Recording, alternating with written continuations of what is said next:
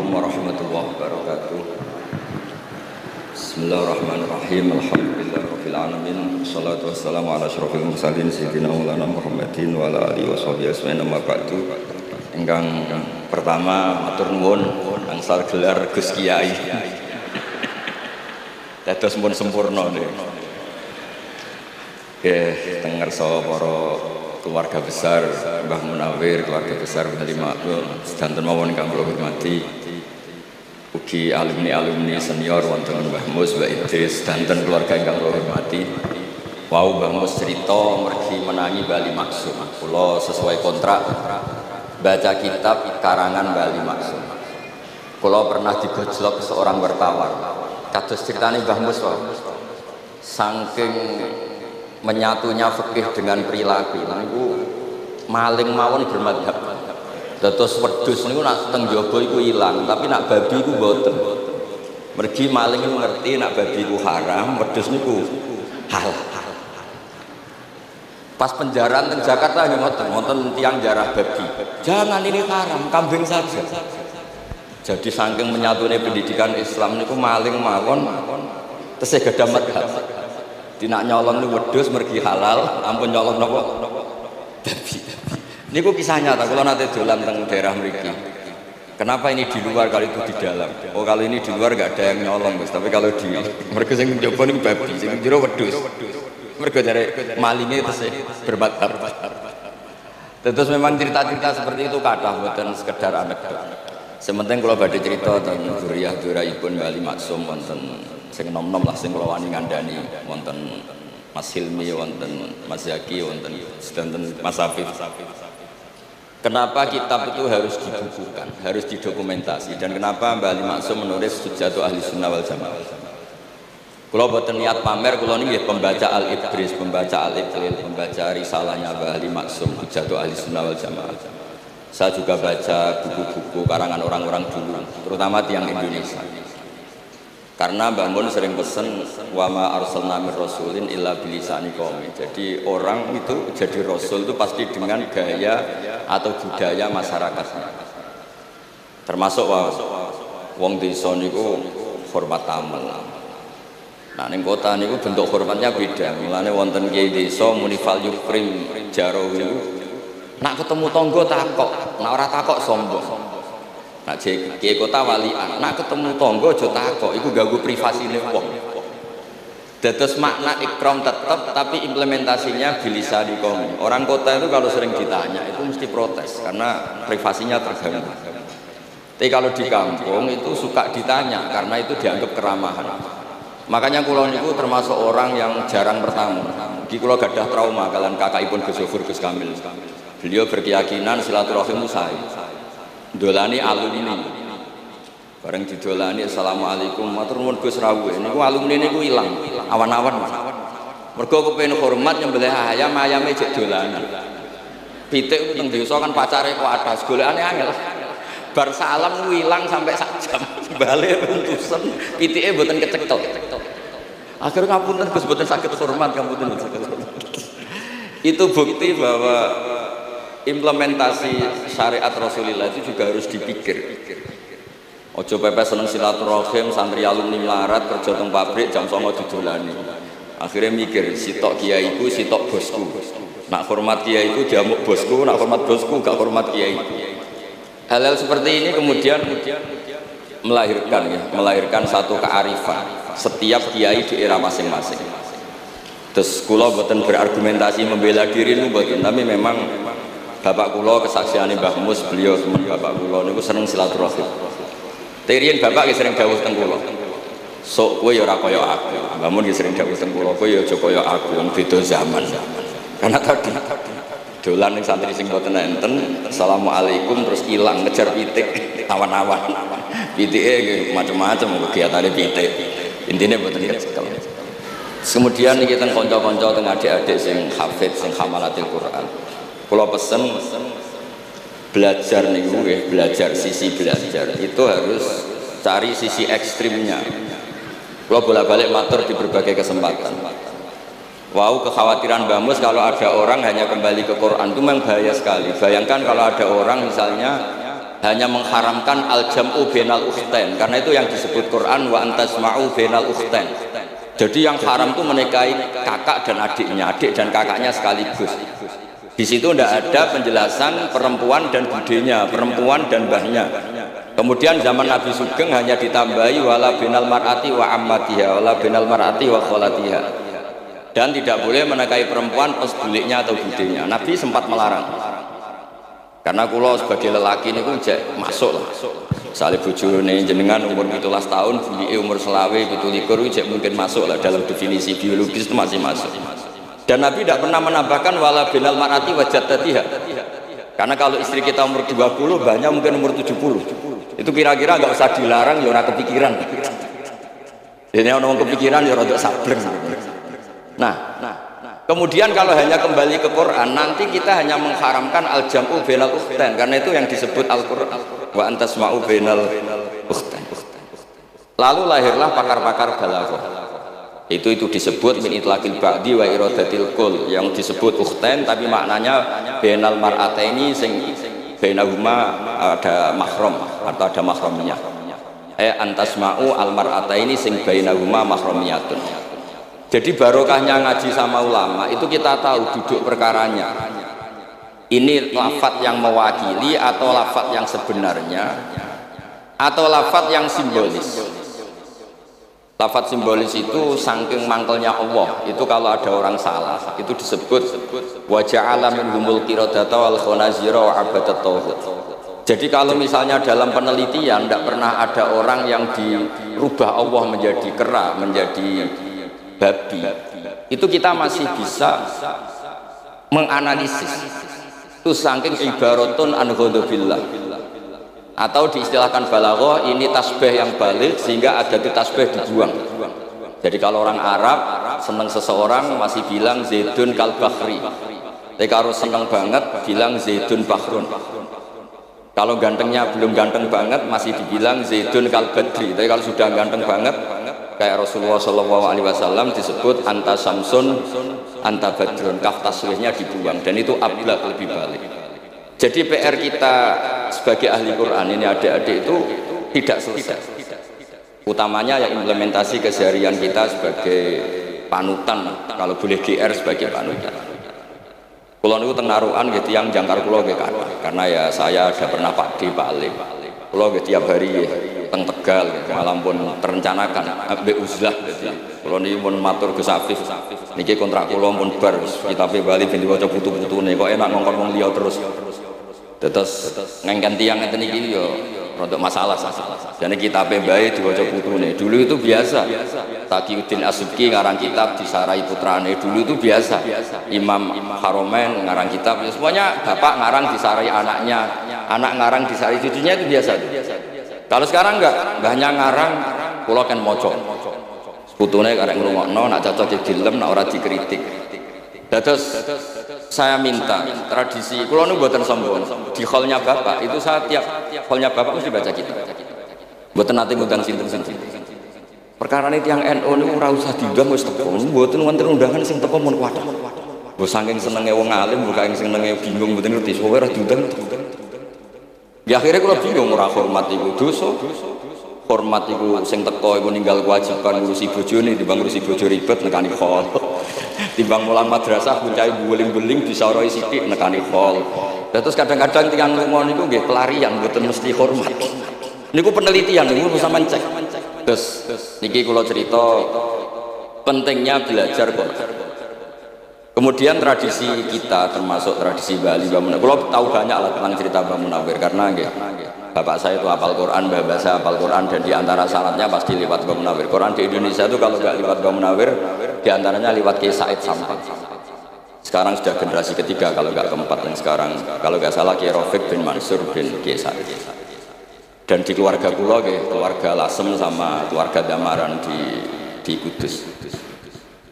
Dulu itu di antara keagungan Quran itu keahliannya ulama memberi penjelasan. Sebab itu disebut wal kitabil mubin, punya kemampuan mencerahkan.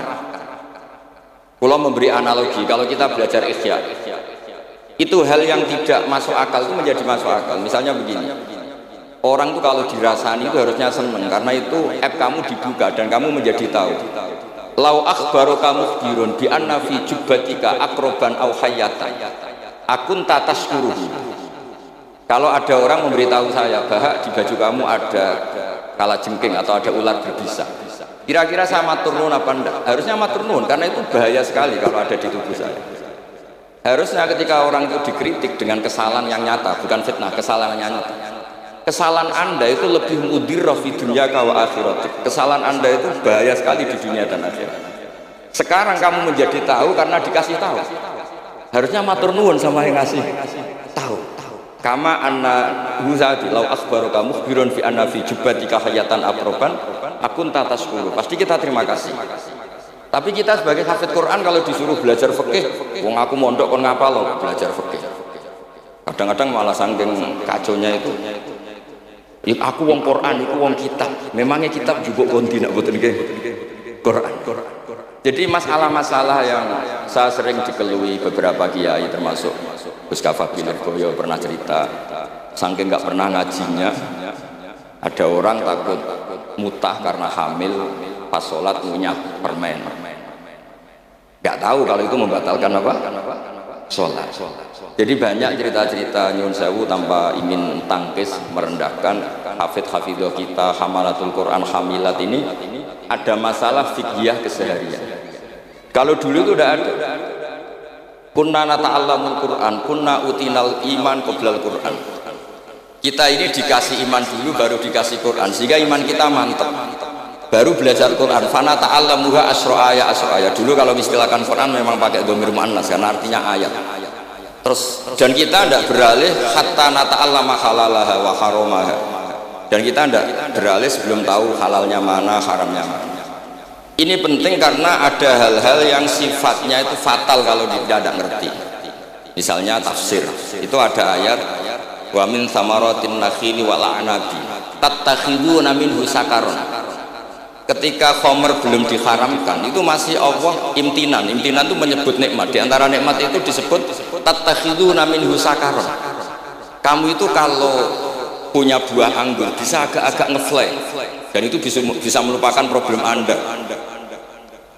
Kemudian ketika perang itu orang Islam itu sadar, yang orang kafir itu agak sakau, agak sakar, kalah dia pede, yang orang Islam nggak pede karena sadar.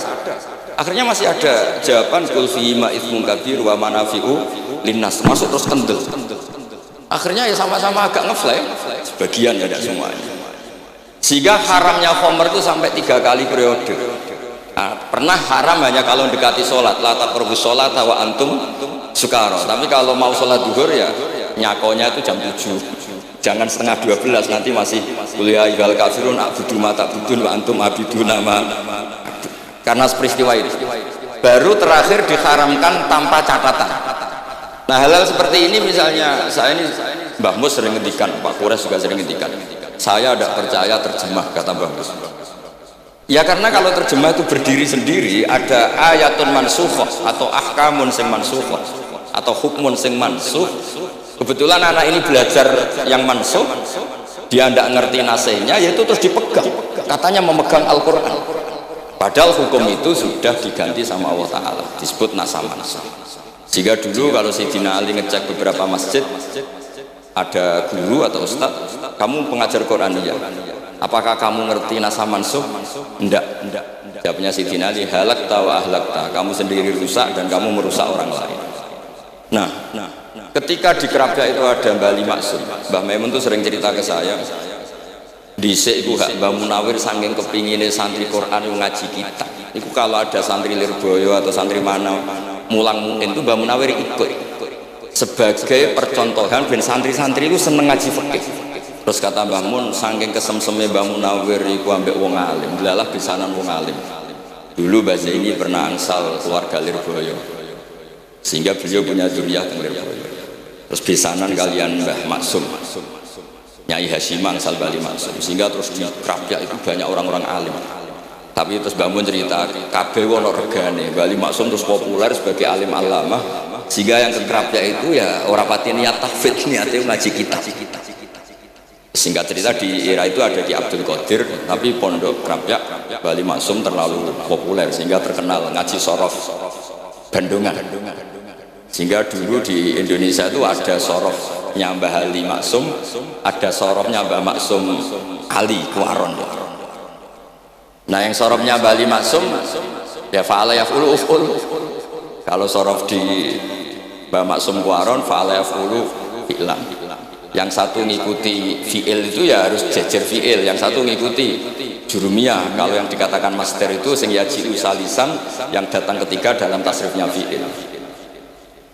Sebab itu terus tradisi sorof tadi yang dalam apa itu latihan munakosah tadi diteskan anak-anak itu memang penting, karena kalau kita nanti belajar sab'ah sorof itu segala-galanya.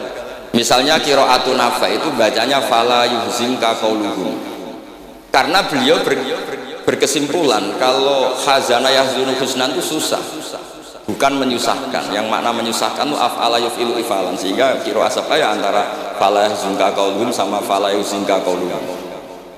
Tapi Imam Asim cara berpikir secara riwayat tentu qiraat itu sunnatun mutaba'ah. Banyak lafaz yang sudah seperti itu sudah mutaaddi, kayak kota layak tulu kotlan itu kota lahu bukan akta lahu, sehingga beliau menganggap khazana yazunu sudah mutaaddi binafsi, jadi nggak perlu dibaca fala yuzinka qauluhum, cukup dibaca fala yazunka qauluhum. Dan saya berkali-kali matur teman-teman yang mengkaji Quran, kafa ayak fu'ukufan itu bacaannya Imam Nafi', karena memang yang maknanya mukafaah itu mah muslam.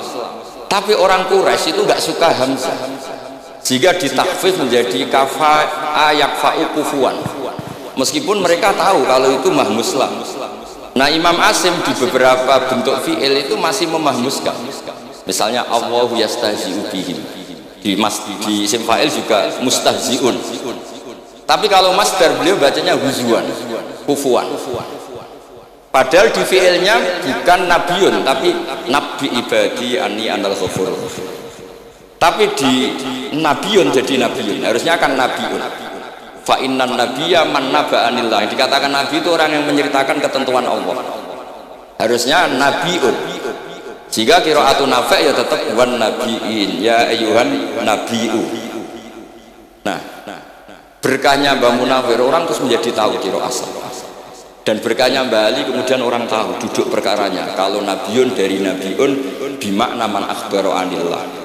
Dan terus berkahnya wow, kalau saya boleh GR berkah Ghazwafur kula berkah ngeten-ngeten iki duka Kiai Peres napa Kiai media mboten roh. Berkah itu terus kula ngomong terus. Saya tidak khawatir salah, bukan karena saya maksum ndak. Wong Islam pun pinter. Nak bener minallah, nak salah kok Gus Bah. Jadi kula niku umat belum. Jadi penak wong Islam niku penak. Kula niku sering tahajud nak ndonga ya Allah, kula niku pede mawon rangno Quran. Mergo tiyang Islam pun sae. Nak bener jare jenengan, nak salah kula. Lah nak kula sing salah nggih sederhana mawon. Kula abdun, kula kawula, kula nak ndonga nggih Rabbana dzalamna anfusana. Sebelum disalahkan orang juga saya sudah merasa salah. Wa akharuna atarafu bi dzunubihim khalatu amalan sholihan wa akharuna wa sayya. Sampeyan kula suwun kangkang mbak-mbak sing khatam Quran pede mawon. Bahwa yang Anda lakukan menghafal Quran itu sudah benar, meskipun Anda tidak sempurna, misalnya Anda tidak faham, Anda tidak bisa melakukan khifdu kalil Quran wa al khifdullah. Kamu menghafalkan Quran itu sudah menjaga lafaz-lafaz Quran, sehingga lafaz Quran tetap mutawatir, lafaz Quran tetap ma'ruf, tetap masyhur, sehingga ketika ada yang memasukkan Quran konangan. Tapi kalau yang hafid sedikit lam yablugh adadat tawatur, takutnya kalau ada yang menyalah, ada yang apa itu tidak diketahui.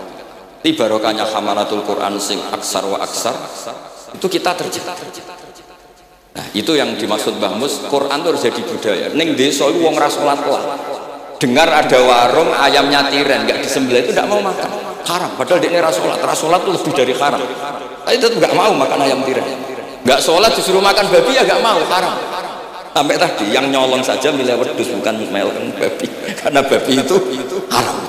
Dan saya pernah digojlok sama wartawan, Pak Bahak, wah fikih Indonesia itu hebat, sampai maling saja masih pakai fikih gitu. Jadi kalau nyolong itu milih yang halal bukan yang haram.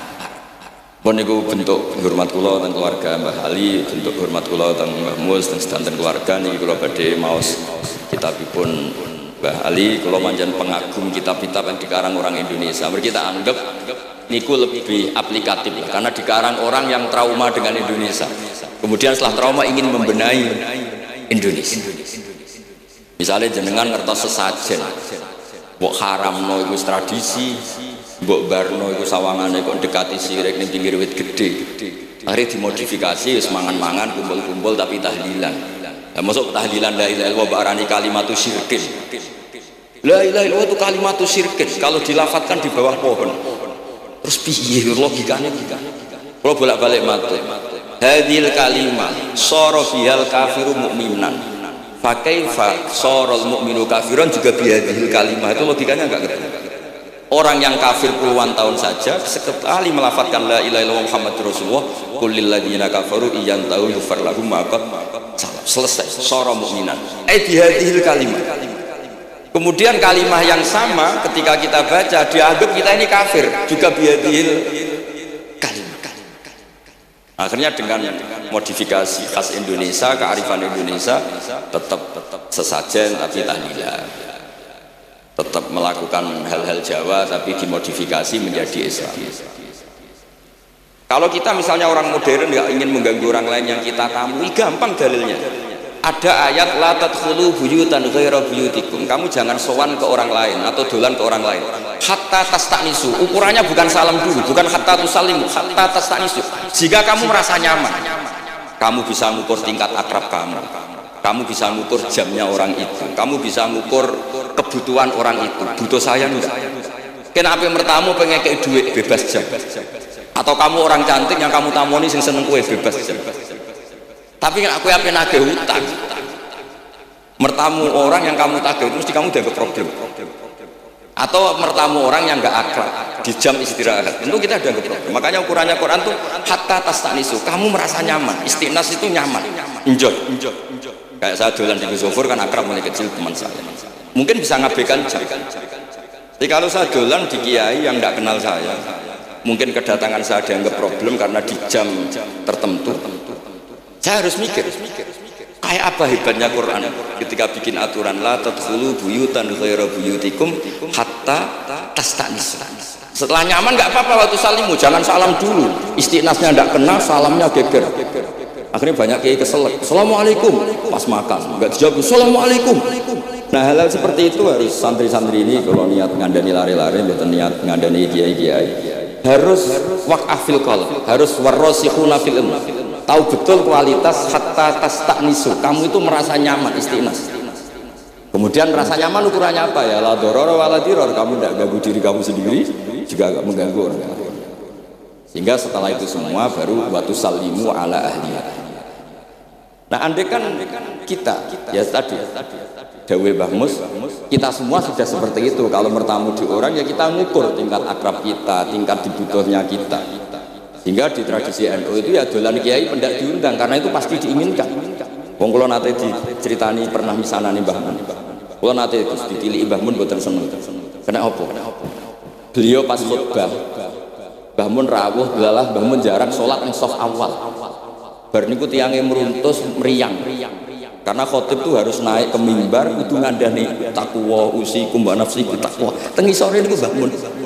Walhasil terus lara terus wan yai. Mbah, nak dolan gitu kira-kira, ampun pas Jumatan. Semenjak itu Mbah Mun Mbah Sahal itu nak Jumatan tengguri. Mbah Sahal itu kalau Jumatan itu sudah komat gelar, beliau keluar dari mobil Serena ini, mios, sholat terus kumpul. Kalau dulu janggal, iki wong alim alama nak sholat gak guri. Ternyata itu nggak ingin jadi problem bagi khotib. Jenengan iso bayangno khutbah teng ngarepe Mbah Mus, terus kula munggah ngeten, nyekel tongkat, usikum wa nafsi bitakwa. Terus apa ya? Akhirnya terus kula niku kan jare wong akeh, mboten tenan Bu. Jare wong akeh ora rada iso ngaji. Kula nek Jumatan niku guri gara-gara diceritani niku. Ternyata khotibnya ge cerita kula, matur nuwun Gus, pokoke nek pas Jumatan aja ketok. Dianggap musibah, kedatangan kula dianggap musibah. Nah hal seperti itu ya ukurannya gampang, kata napa? Tastanis.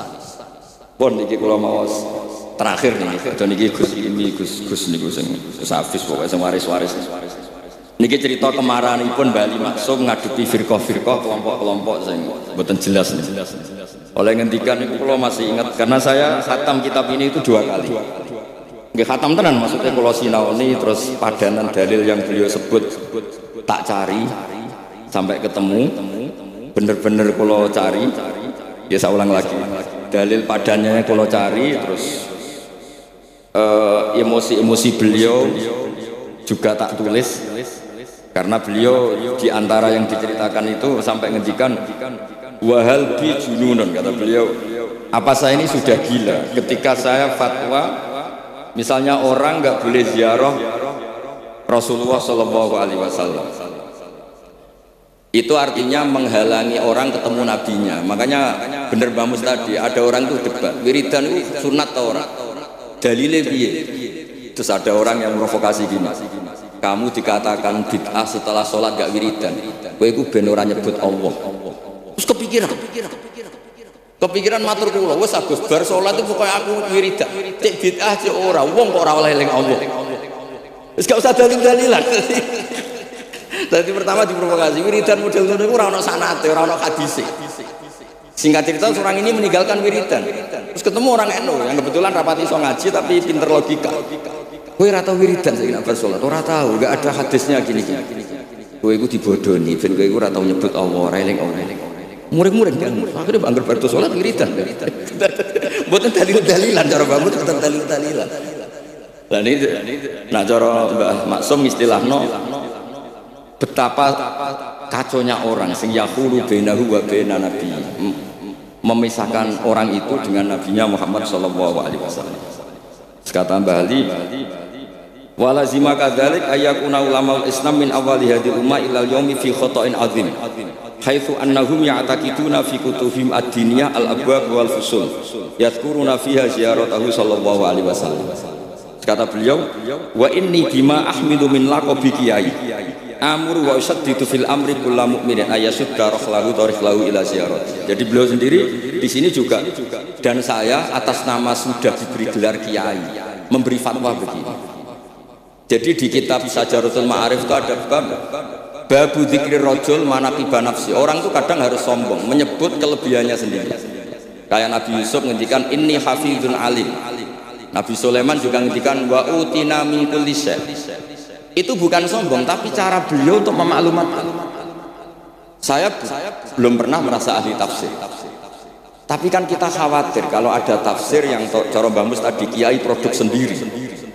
Akhirnya kalau mau tafsir, saya pernah ngaji Mbah Maimun, ngaji Bapak, saya baca kitab Al-Ibris, baca Al-Iqlil, baca terjemah Kemenak, baca terjemahnya Pak Kures, baca terjemahnya Imam Sa'rawi, baca banyak lah yang saya baca, termasuk membaca kitab-kitab dulu mulai tafsir Tobari, tafsir apa saja yang saya bisa tak baca.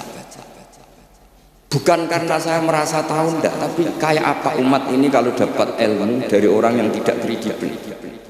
Kalau misalnya itu sombong, nah sekarang dokter gigi juga nulis, dokter gigi, dokter jantung, itu kalau nggak nulis ya nggak tahu kan barokahnya.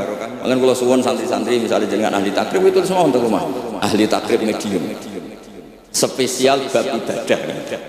Nanti yang nggak mati pinter ya spesial mandi junub, nggak apa-apa, yang penting orang tahu kamu keahliannya di mana. Daripada kamu nggak memaklumatkan, kemudian ada orang lain yang nggak pernah ngaji memaklumatkan seakan-akan paling tahu Islam. Terus menjadi mahatus soal, menjadi marhalur rijal. Kayak apa? Islam mau dikemanakan? Semua ulama dulu biasa ngendikan ma adkhaltu fi kitabi hadza illa shahih, kata Imam Bukhari. Yang saya masukkan di sini semuanya hadis sahih. Dan sebelum saya masukkan sholaitu rakaatain, saya sholat dulu. Semuanya menggaransi kitabnya. Makanya di Sajaratul Ma'arif ada babu dzikri rajul manaqiba nafsi, yaitu ketika Nabi Yusuf menghentikan inni hafizun alim, Nabi Sulaiman menghentikan wa utina min kulli syai', wal anbiya kulluhum yaqulun inni lakum nasihun amin. Semua nabi pasti maklumatkan diri inni lakum nasihun amin, saya ini penasihat terbaik, nasihat yang bisa dipercaya. Kemudian ketika ada zamanul khiddi, zaman hasud, zaman orang nggak fair, seakan-akan seperti itu tuh keangkuhan. Coba Bisri menamakan kitabnya itu Al-Ibris. Al-Ibris itu apa? Emas yang murni. Makna emas dari di berbagai kamus, maknanya Al-Ibris itu emas yang murni. Kayak apa? Semua kitab juga dinamai dengan nama-nama keren. Al-Iqlil, Al-Ibris, Fathul Bari, Jadi enggak kayak ini juga dinamai hujjatu ahli sunnah wal jamaah, argumentasi mazhab ahli sunnah wal jamaah. Kalau teruskan sampai beliau ngendikan wahal bi jununun hatta usdira amri lil mu'minin alla yazuru rasulahu wa waliya ni'matim alladzi lahu fi unuqi kulli mu'minin minna. Masa saya ini menjadi gila karena menfatwakan orang Islam itu enggak perlu ziarah ke Rasulullah sallallahu alaihi wasallam. Terus kata beliau, la yadri ma yaf'al annahu yaqulu baina ibadillah wa baina rahmatillah. Fa innahu sallallahu alaihi wasallam rahmatullah lil alamin. Fal ya'rif dzalik ulaikal mani'un liya'lamu fi ayyi mauqifin hum.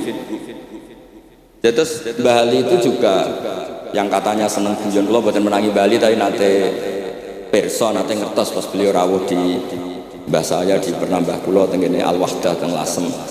Kalau kecil tuh menangi Mbah Ali, menangi Mbah Hamid, karena Mbah Hamid itu masih sepupu Mbah saya. Semua yang di sini juga masih keluarga saya, sama-sama Bani Abdul Aziz. Itu yang katanya Bali seneng guyon tadi bab-bab seperti ini ngendikan wahal bijunun. Apa saya ini sudah gila melarang orang bertemu nabinya. Kemudian mereka berdalih takut menuhankan nabi itu tidak akan terjadi. Kata kitab Ithaf, hadil ummah maksumah. Umat ini akan dijaga Allah, tidak akan menuhankan Rasulullah SAW kayak kaum Nasrani menuhankan Isa. Kata kitab Ithaf, bibarokati sihotis sholawat, dengan barokahnya sigot sholawat. Beliau ngendikan wan Nabi sallallahu alaihi wasallam wa in jalla qadru muhtajun ila rahmatihi ta'ala. Sigot sholawat itu kan unik. Allahumma, Allah itu Tuhan, sholli ala sayyidina Muhammad. Hadzal nabi wa in jalla qadru muhtajun ila rahmatihi ta'ala. Jadi kita mengekspresikan mahabbah bahwa Nabi itu ahabbul khalqi ila Allah. Di saat yang sama kita tetap bilang Allah yang Tuhan tolong selalu beri sholawat dan rahmat ke Rasulullah. Berarti duduk perkaranya tetap Allah sebagai Jalla Jalaluh, Nabi apapun mulianya abduhu wa rasulullah. Jadi sholawat itu sudah sehot yang insya Allah tidak akan menjadikan hadil ummah mengkultuskan Nabi hatta rafa'uhu ila darajatil uluhiyah. Karena barokahnya sehot sholawat tetap Allahumma al-mu'ti wa nabi wa injalla qadruh al-mu'ta yang dikasih. Jadi hadis sehat itu sudah siwatul tauhid, siwatul mahabbah, siwatul alaqah baini wa baina Rasulillah sallallahu alaihi wasallam. Kayak apa hadil ummah?